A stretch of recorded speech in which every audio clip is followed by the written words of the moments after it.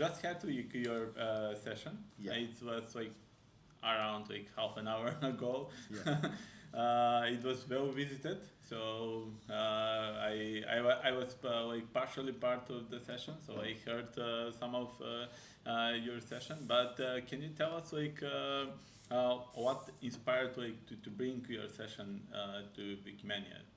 yeah. So basically, being as an organizer of various Wiki loves campaigns, even being as a someone who invite new people to join Wikipedia, even as a contributor to Wikipedia Commons and Wikipedia projects, I was facing continuously a couple of challenges, and because I am lazy, so I want to bypass those things which machine can do, rather than like I wanted to invest my human time in the things which machine cannot do. But yeah, so this is how this idea of Wiki's lazy coders.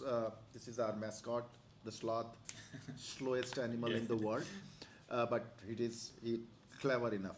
So this the idea started like, why don't we create a small tools, not the technical one, but which can literally solve the issues or the challenges, especially with the newcomers. So this is how I started, and during the presentation, I explained some 4 or 5 tools, and I'm super happy because all the members, they took this session very interesting. They find very interesting. Yeah, So that brings technically like to my second question. yeah. Do you think that like the attendees like they will like interested in that, like they will took something like away from the presentation? Yeah, the biggest, the greatest thing, like, people are not only interested, and there was some people who speak French only, and they are Mm-hmm. interested to get these tools translated in not only in French but in other languages as well, so that the wider wiki community can be benefited. So yeah, I also heard some of the questions in your session. It was not just like that your tools can be part of the Wikimedia Commons to be used, but also like in the Wikimedia projects. yes. So basically, one of the tool, it's a gadget which it's a Chrome extension basically. Basically, the idea was to translate the caption of the images, because if you want to use, let's say there is an image which is available in English Wikipedia article, but it is not available in your wiki, and if you simply copy and paste there, so you want to translate that caption as well. So the tool which I created, it it helps you to translate in whatever language wiki you are working, but it is also capable enough to take a part of, like, you select the part of your article, and it also allows you to translate, of course with the machine translation. So it gives you some somewhat help, or you need to make a minor tweak, so that it should not be 100% machine Mm-hmm. translation, but some human element should also be there. But yeah, then there are some questions arise, because if you translate the whole article with machine translation, then you need to provide credit to the original author. But I believe that that is based on the local Wikipedia policies, because I have not seen such policies in my Wikipedia. But that was interesting for me, piece of point to me, like, to know that if you are doing some 100% translation, you need to provide credit to other contributors as well. Mm-hmm. Yeah, yeah, that's that. Okay, yeah, that's understandable. Then understandable. Like much more like these policies are Yeah, on the bigger wikis, and the smaller wikis are yeah, not so like into like writing policies completely. yeah. That was so even a topic like yesterday on the pre-conference day. Okay. So I know that like your session was like quite a packed, like quite long, I think. Yeah. But do you have something like to tell during the session that you wanted to tell, but you didn't have time? Yeah, because couple of tools which I developed, I still need. Let's say there is a tool which everyone likes very much. That is a tool which allows you, let's say, I'm just giving with the example, like during the photo walks, we go and click lots of pictures, especially the newcomers, they don't know what to give the proper name. To sort that problem, I created one tool which, with the help of machine learning, it suggests you like this will be appropriate, title. So there I wanted to invite more and more people, not only to translate it, but suggest me for more features. The time was limited and people were so crazy about that tool and they wanted to have more and more features. So I think that particular thing I was missing. And apart from them, there are 16 more tools I have created, right from citation generation generator and so many. And because of the time constraint, I could not explain it.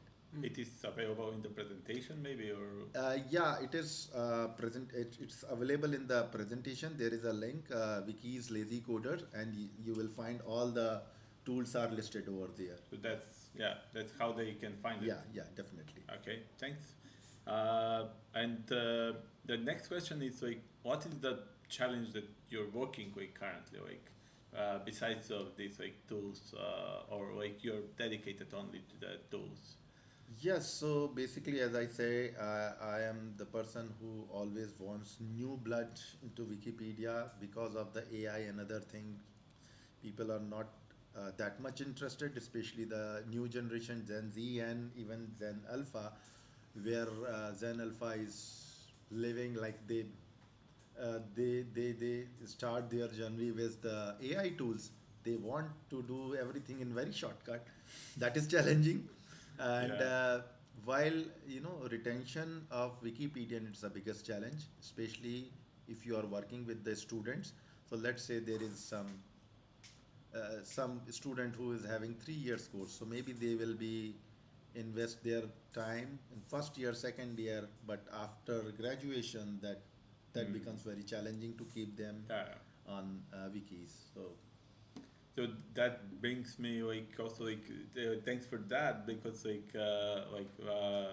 it's like, what is the future of like our movement, like and with like Wikipedia and our projects, like because, and you already mentioned the younger generation, yes, yes. and what is like your view about that? So I think in one of the discussion when people was complaining about we should not allow AI in wiki spaces, Mm-hmm. and then I said, okay, before Google, Wikipedians used to go to library for the citation thing. Now they just Google it and find the citation. So Yeah.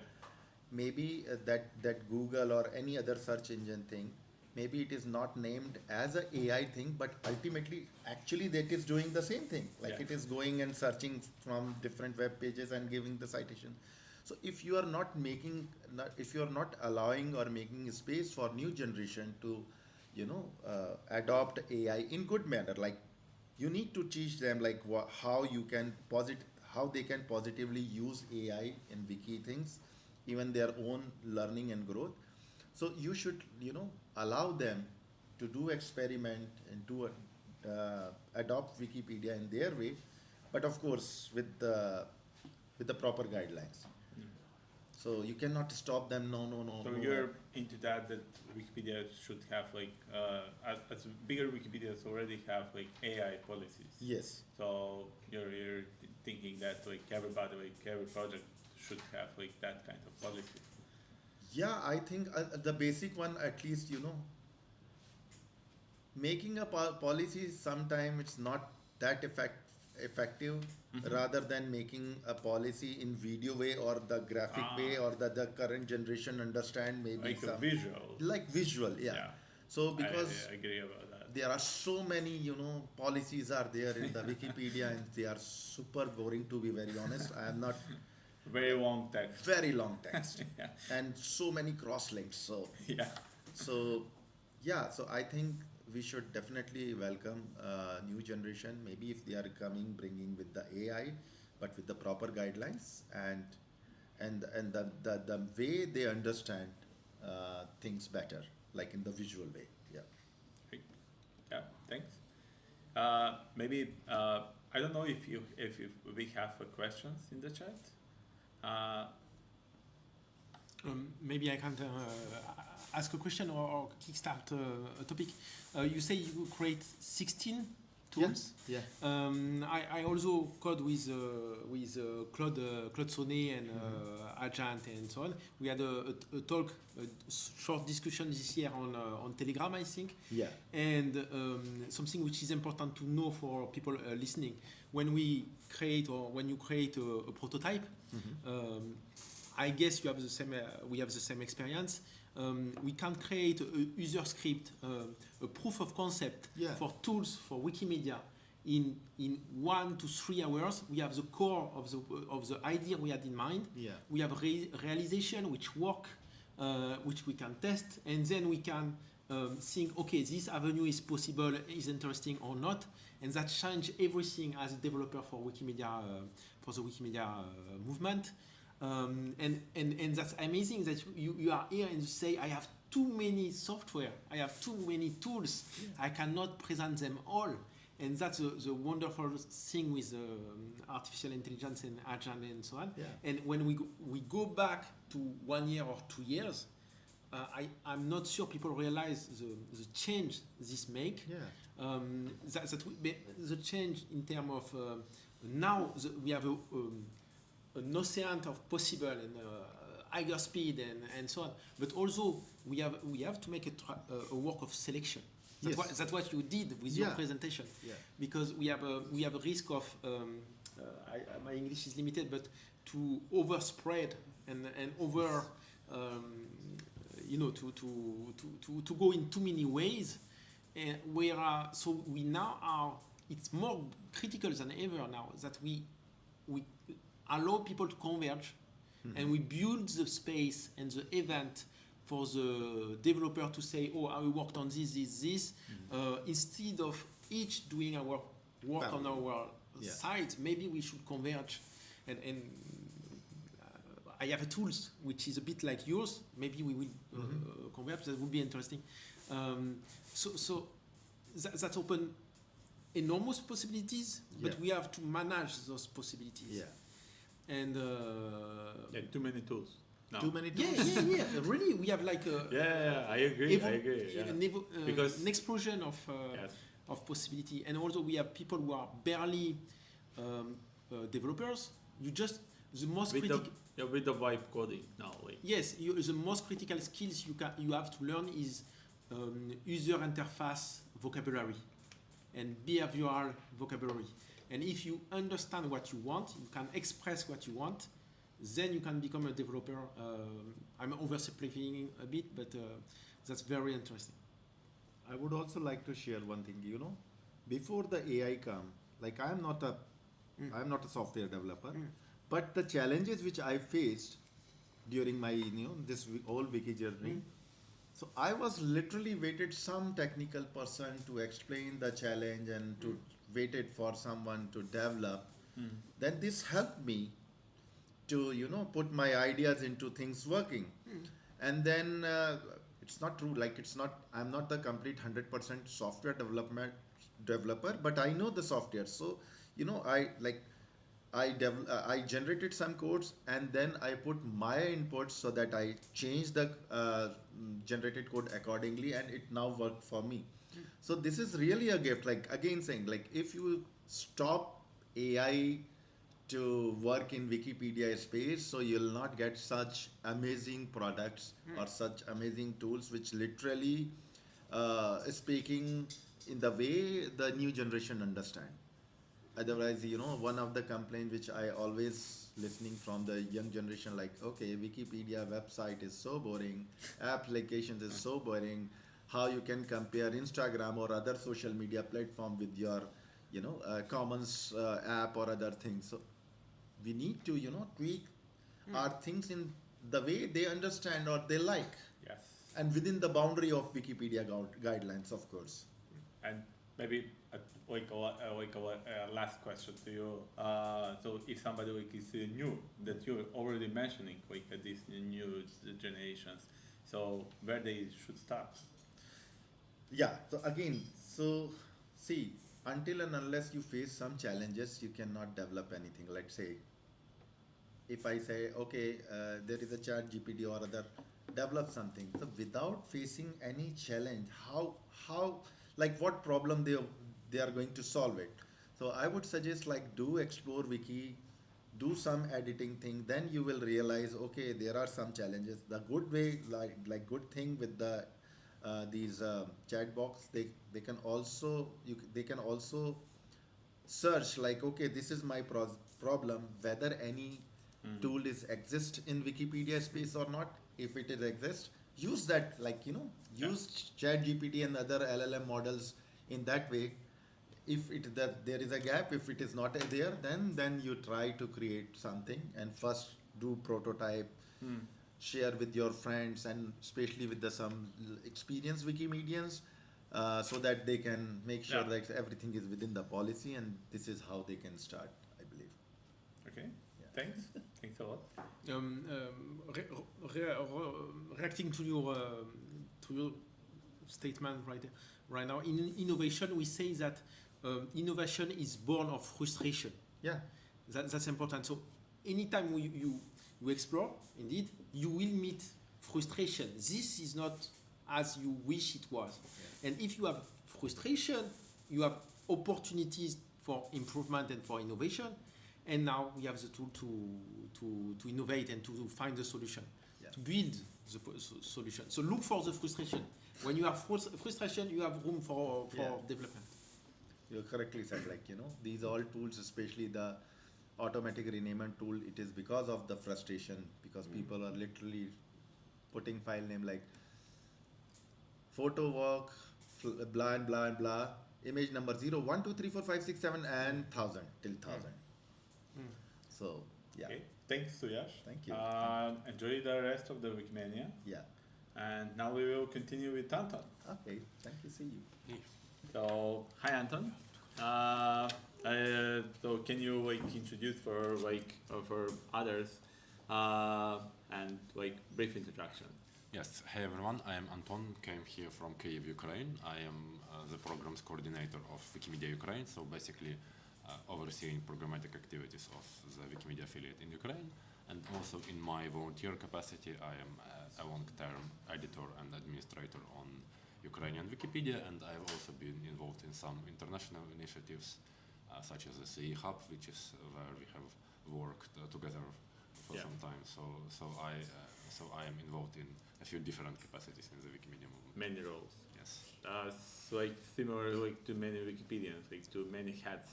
Yes. In the movement. Okay, so we had now two tools, too many tools. Also, your topic is similar to that we had everything on Meta, but we cannot find it.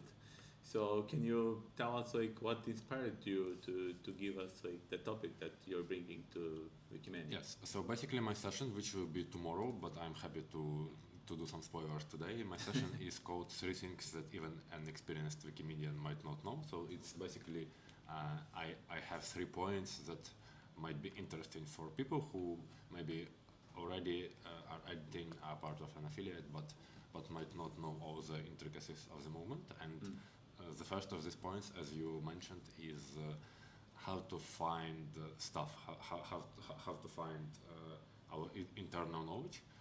Because there is this joke among Wikimedians, if you need to find something, it's somewhere on Meta, but where is it? Go and figure out. So I think that we as a movement are not that great at managing internal knowledge.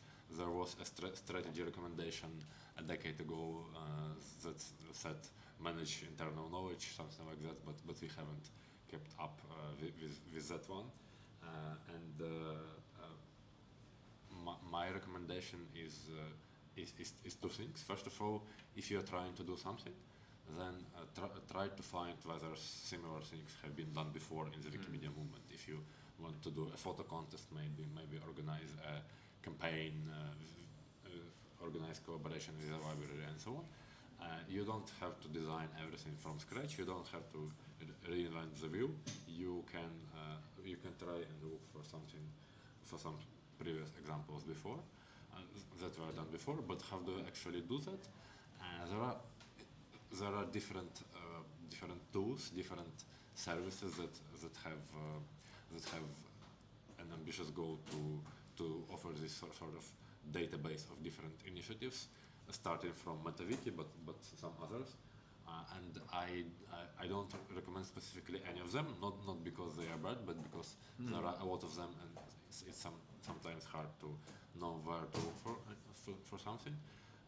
So one of my points of advice, which I will give as a session, is to actually leverage generative AI, which what we were just talking about, because advanced AI models with web search Already described Meta. Yes, they describe Meta, and they actually do a good job at finding some old obscure Meta pages. So if you go to ChatGPT, ideally if you have a more advanced version, if you make sure it searches the web and you ask something, you will get a good answer.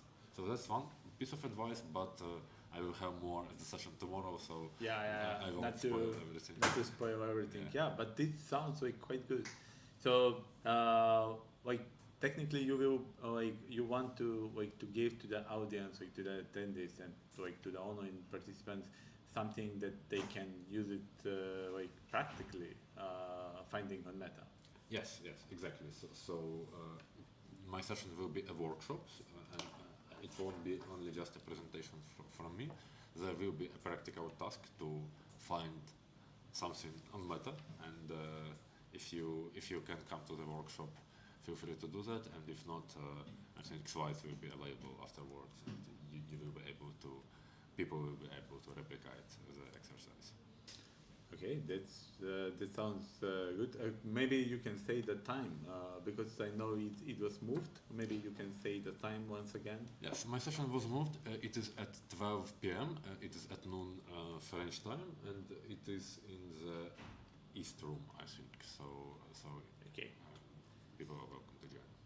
So a part of the session that you're currently preparing and you will deliver tomorrow, what is the main challenge that you're working now? At Wikimedia Ukraine, we have spent a lot of time working on our program to support users with extended rights, functionaries on Wikipedia and Wikimedia projects. As you know, it's a global priority as well. The Wikimedia Foundation is doing a lot of work in this regard, but also we as Wikimedia Ukraine, a couple of years ago, we identified support of administrators, of functionaries as an important priority for us, because these people are really important to keeping Wikipedia and Wikimedia projects alive, stable, and thriving. And therefore, we think it's important to help them with their challenges, to help recruit new people with extended rights, and so on. So yesterday at Wikimania pre-conference, we had a pre-conference for users with extended rights, and I also had the lightning talk about Wikimedia Ukraine's work in this regard. I don't think that talk was recorded, but I will probably publish a diff article at some point narrating all the things I spoke about yesterday. But basically, we believe it's important to support users with extended rights, and we believe that not only the foundation but also individual affiliates such as Wikimedia Ukraine can be really helpful. I think Poland first started. Yes, it was I think initiator of this thing. Yes, there are two countries where we have learned from them, because I think they have been doing more and earlier. And the first one is Poland, and the second one is Germany. They have their admin conferences for admins every year, and we are actually trying to do something similar. We are trying to institute an annual event for administrators and patrollers of Ukrainian Wikimedia projects. We did one 5 years ago, but starting from this year, we would like to make it annual. We held one in June, basically a month ago. It was both like a hybrid online and offline event for admins and patrollers to learn new things, to network, and so on. And we would really love to make this event annual. And I think we can share also, because I was also part of the user with extended rights yesterday, that Wikimedia Foundation, along with Wikimedia Portugal, they were had like a conference just for users with extended rights in December this year. Yes. So this is going like in a direction that it will be an annual meeting. So maybe like you can share with us also like what excites you about the future of Wikimedia, or like what is like your fear is, maybe. Yeah, I mean, my fear is my fear won't surprise anyone. I think the biggest challenge right now we are facing is how generative AI impacts how people consume information and impacts traffic to Wikimedia projects. The potential that people might not be even going to a website anymore, and what should we do about that? That's my fear, and I think that's the fear of a lot of people at Wikimania. Yeah. But what excites me, what I think is great, is that Wikipedia has really good reputation globally. Of course, like there are some corners where it's fashionable to criticize Wikipedia, but Wikipedia has a good reputation, and like maybe 10 to 20 years ago, saying I read that on Wikipedia was like frowned upon. It was something that wasn't cool. Now we've moved to the world where saying I found this on ChatGPT isn't maybe that fashionable, but saying I read it on Wikipedia sounds more authoritative. So there is a huge challenge in this AI age, but I think that Wikipedia has a lot of goodwill and good reputation. It can work with, and at the same time, of course, AI is both a challenge for us but also an opportunity.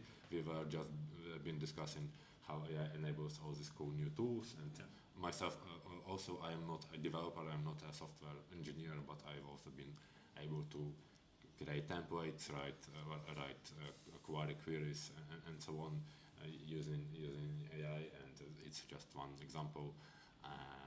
I had a presentation at an European event recently about how Wikimedia Ukraine as an affiliate uses AI, and there are a lot of use cases for that. So of course that's also, I think, a huge opportunity for our movement.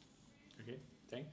And maybe like as a personal question to you, like at the end, like we can ask you like what is like contribution that you're like proud, like, or like I know that you're like long time editor and admin and also like included in many roles as you mentioned, but what is like contribution that you're like most proud? There might be many, but to give you one example, to continue on the topic of admins, users with extended rights, in 2022, when Russia's invasion of Ukraine just started and the community was in a difficult spot and we had a lot of interest from readers but less volunteers available, I was one of the people who have helped institute the system of temporary administrators on Ukrainian Wikipedia, temporary administrators to help deal with this huge challenge of increased readership demand but reduced volunteer capacity. It was in the early days of Russia's full-scale invasion of Ukraine, but actually that mechanism worked well then, but it also turned out that it's a great mechanism overall. It's great not only when your country is being invaded, it's also great for onboarding of new admins and recruiting new admins, maybe giving people. So maybe this is a good example for the future, for how to increase the number of. Yes, and it's an example we've been sharing with other communities. I think we have a presentation. I and my colleague had a presentation about that at last Wikimania, at the pre-conference for extended users with extended rights at last Wikimania. So I think it's an interesting example, and if anyone is interested in learning more, feel free to reach out to me. Great, thanks, Anton. Thank you. Do we have maybe any questions or no?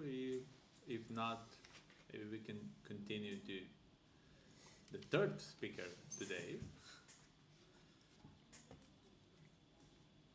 Do we have? There is a question. As a new Wikipedia, how can you advise me on what and how and where to start from? It's for Anton. Yes. Sorry, can you repeat it? I didn't hear it. So, as a new Wikipedian, how can you advise me on what and how and where to start from? Where to start from editing Wikipedia? That's a huge question. I would say that start from whatever interests you most. The beauty of Wikipedia and Wikimedia projects is that there are hundreds of ways to contribute.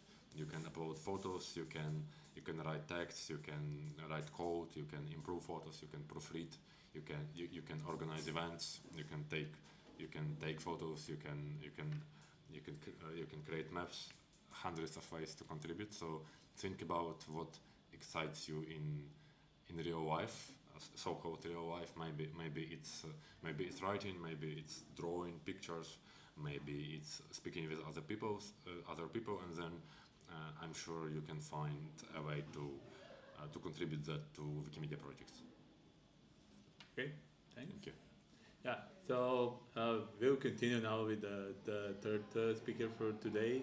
I will for sure mispronounce his name, but I will try. It's Hugo Lopez, and he will now give a brief introduction of himself. Okay, so indeed, I'm Hugo Lopez. I'm contributing to Wikipedia for 20 years, a bit more now. And my main focus in the past decade is language and the documentation of language via Lingua Libre, which is a tool to record where the contributor comes, reads a list of words, and so we record the pronunciation. By example, myself, I am from the southwest of France. We are from a community which is called Occitan. This community should be the size of demographically, we should be the size of Netherlands, like 25 million people. But nowadays we have something like 100% of this population, who still speaks our language. So we are something like 100,000, 200,000, and most of them are elders. So when I learned about this fact that my community and my nation, if you want, had its language and culture erased in the south of France, that I was upset and I wanted to fight back. And the way I had to fight back was to use my skill in development, in language learning, to initiate Lingua Libre and to work on Lingua Libre to document all the language of the world.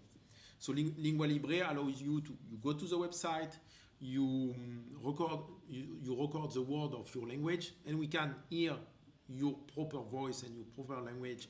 And then other tools can use this, like for dictionary or for e-learning system. We know that Duolingo use our audio, and so people can either learn foreign language, like if you want to learn Japanese, or you can relearn the language of your ancestors, like for Occitan or for many other language. And I'm especially fond of smaller language, revitalization project. And in France, we worked on whistled Occitan.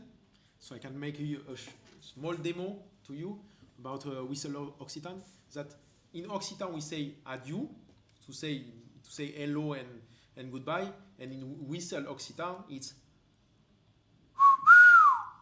wow. You pronounce the word but with whistles, and with these whistles you can communicate 3-4 kilometers away, whereas if you speak you can just communicate 100 or 200. You have to scream to communicate to 200 meters away. So that's wonderful language. We are creating and we recorded 20,000 words with these Occitan whistles, and we want to do the same thing with other language. And right now we have 350 language, but only, to be fair, only 50 of them are already well documented. Among them, I think Ukrainian is doing well. But we have French, French, Italian, English, German are doing well. But some other massive language like Chinese or Japanese, Korean are not doing this well, and some smaller language are doing very well, like Catalan, Basque.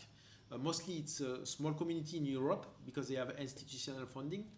So my objective is to go towards the smaller language of other continent who they don't have the resource, but Lingua Libre is easy enough to allow them to do the work even with very low resources. So that brings me to what I wanted to ask you, so maybe when you will have the session in the upcoming days, what you want to your audience to be smaller languages, minority, people from smaller minority languages, or people from languages as you mentioned, Chinese, Japanese, that are well known but not so. We of course we will welcome everyone. Okay. So we want to document language, but we want also to document local accents. Mm-hmm. One core missing piece on Lingua Libre and Wiktionary and so on, by example, is recording of English in Indian accent, because when you compare the number of people speaking English, if you make an average English voice, it will be Indian actually. It will not be English or British. The Oxford Dictionary should not have British audio. It should have Indian audio. And for France, we have a Parisian accent, but we also have the southern. My accent is different. We have Quebec accent, but we also have. I think half of the French-speaking people are from the tropical Africa, like Côte d'Ivoire, Cameroon, and so on. So, and these accents are missing, and those contributors, they don't dare to record, whereas their accent has meaning. That French is not. The language is first practiced by the population and by the speaker, and we should document this reality, and not only the noble Parisian accent or London accent and so on. So this is one axis I want to go on, and the other for larger language. But larger language, they are mostly they have the resources, they have enough people, so they are kind of autonomous. They will do the work without my help. They know Lingua Libre is there, and they will do the work. Second thing I want to encourage minority within this. They have the demographic, and they also need representation. But then the more fragile communities actually are the smaller, the true minorities, and we call them laser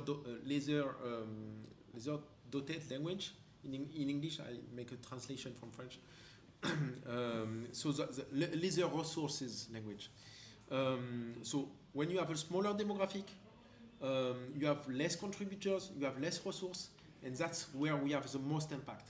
So we as Wikimedian, sometimes I explain that my role is to, I'm French, my role is to convert the energy of the largest Wikimedian communities, English, French, Spanish, and to convert this overflow of energy into help for the smaller communities who don't have enough Wikipedian.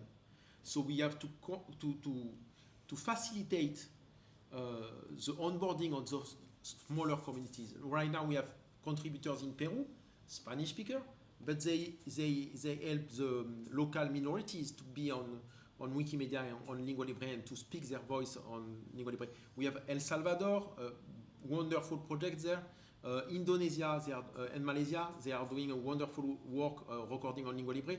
They have a project, they ask grants to the Wikimedia Foundation. It's Wikitutur and Wikikata. We have poster this day at the Wikimania for them. So I love to go to help these communities. That's where we have the most impact actually. Yeah. And can you share with us how they can combine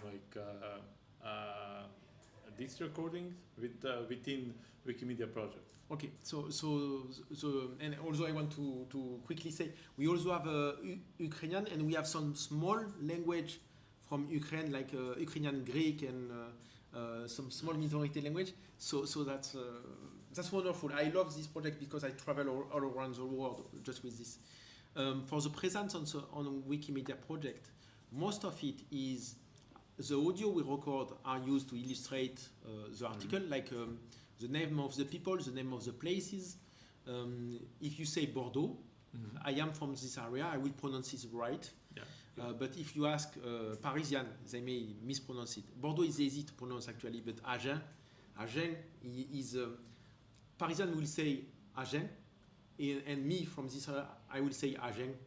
It's not the same pronunciation, and we know it. People from we know that you are not from our area by the way you pronounce the name, or Marmande. Marmande is not the same, and so we like to illustrate the article in Wikipedia and on the Wiktionaries with the recording we are doing. We also have a bot. We have a bot which injects our audio into the Wikipedia and the Wiktionaries. We recently rebuilt our system, not the bot yet, but the other part of the stack were rebuilt, and we would like to have more distribution of our data, including for the large language model and machine learning and voice synthesis. And we are starting to collaborate with Wikimedia Sweden on this topic to make voice synthesis for Swedish and another minority language as a proof of concept. And then we could use Lingua Libre data to make voice synthesis for more language, like maybe 300 language in Wikimedia ecosystem. So you could click on a button when you are over an article, and you could have the podcast of this Wikipedia article. So you can cook and listen at a Wikipedia article in one shoot. So we have different way we want to explore, and we will see that happen in the coming year. So we can say this is the main challenge that you're dealing right now, like maybe we can say. Yeah, technical challenge, yes, but I would say an equally challenging issue is the networking and the human aspect. Okay. I am good at technical innovation and these kind of things, but after you have to network and to get the people to adopt your product, we also need them to talk about us, to bring us grants, because there are some things we cannot do without money. Also, there is double practice. It's a bit controversial within Wikimedia movement. It's to pay the contributor, but in the linguistic field, when you go to local communities of minorities and they are not in a Western or rich country, the custom, in academia and in linguistics, even the rules is to pay the local speaker. You have to compensate them. You cannot just come and take and leave.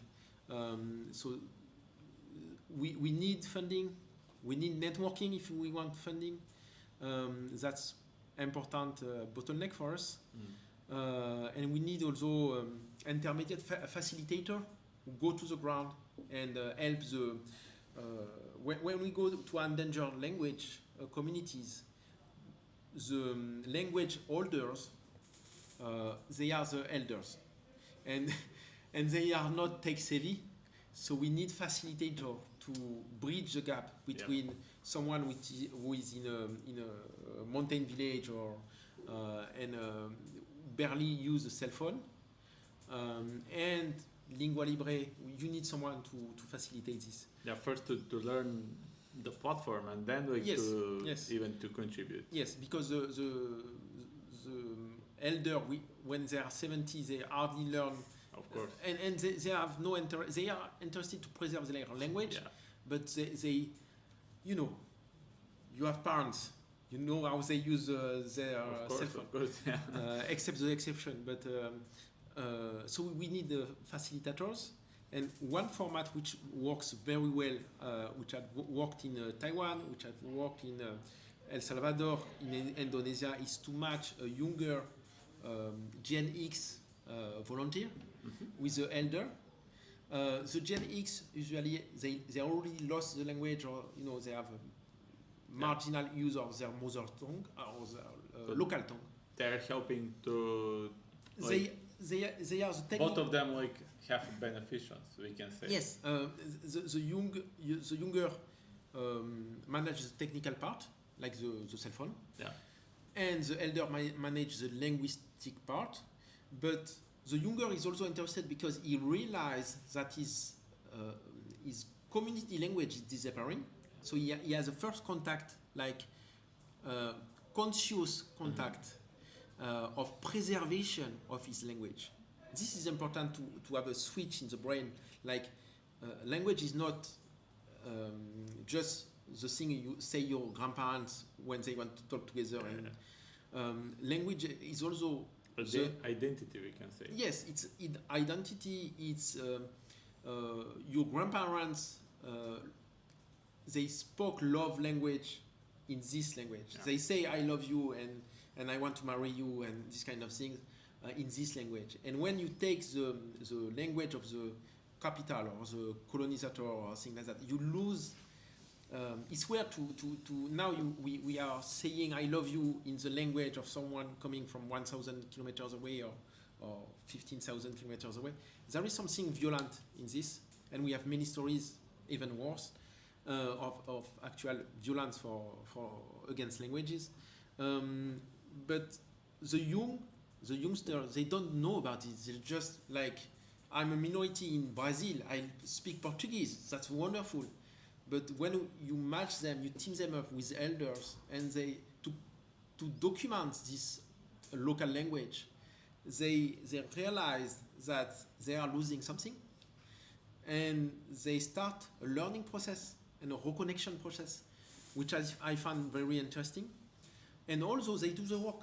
I mean, the grandparents and the elder and the younger, they are able to record 1,000, 2,000, 3,000 words of very small communities' language. In El Salvador, there are 1,100 speakers left, and in 2 weeks they recorded 2,000 or 3,000 words.